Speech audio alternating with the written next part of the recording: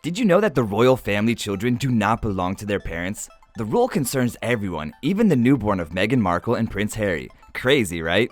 Well, according to the law of King George I, who didn't have the best relationship with his son, but wanted to be closer to his grandchildren, it was established that the reigning monarch has the rights of raising children. Today, Queen Elizabeth, who only used her privilege and seriously interfered in the education of her grandchildren, has this right. So is she a nice meemaw or a grumpy grandma? It's your boy Marky Mark here, and I'm here to tell you all about Queen Elizabeth II from an unusual point of view. Queen Elizabeth II is famous for having a very cold relationship with her children. She was often accused of loving her dogs more than her kids.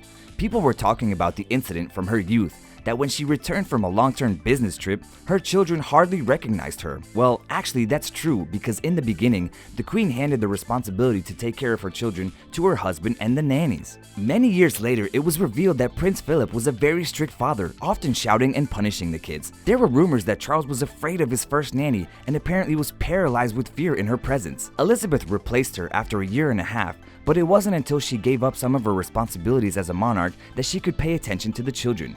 For many years, according to the historian Robert Lacey, the Queen and the Prince saw the children mostly only after breakfast and tea. As Lacey notices, with time the Queen became warmer and warmer. Today, she is a happy-to-be mother, grandmother, and great-grandmother. She has a reputation of having a weakness for her grandchildren, especially for the daughter of Princess Anna, Zara Tindall, and for the sons of Charles, Princess William and Harry, as well as their children. As we already mentioned, the Queen, as a legal guardian, can decide about the upbringing and education of the children from the royal family. Although she only used this privilege once, after the divorce of Prince Charles and Princess Diana, she took over the care of the underage boys. William and Harry were able to visit their mother every other weekend at Kensington Palace, but the Queen put some restrictions, for example, not letting them go together on a trip to Australia. Still, she is a loving and tolerant grandma, but sometimes overprotective.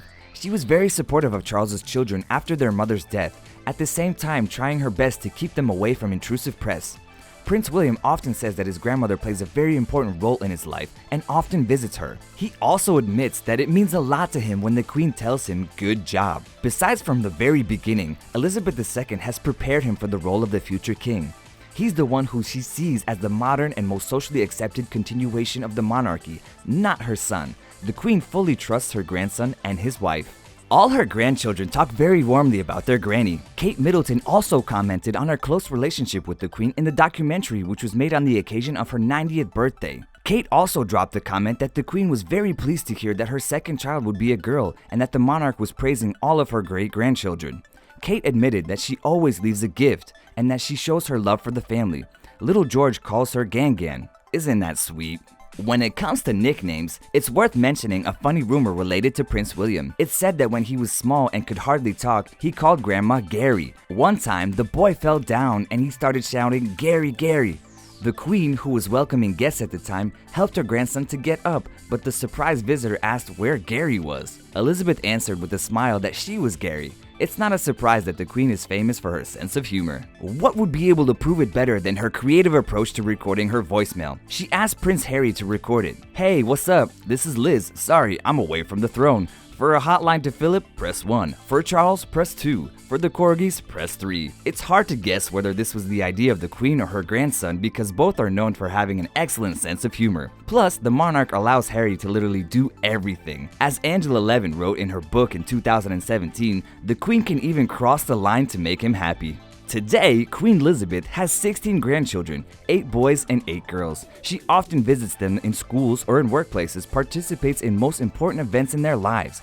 Even despite the royal codex allows her to only behave less formally on those occasions. Reportedly, when Kate Winslet received the Order of the British Empire from the Queen, she said that she loves to be a mother more than an actress, to which the monarch answered that it is indeed the only job that matters. Given how little time she could dedicate to her children, you can see that she loves her grandchildren and great-grandchildren from the bottom of her heart.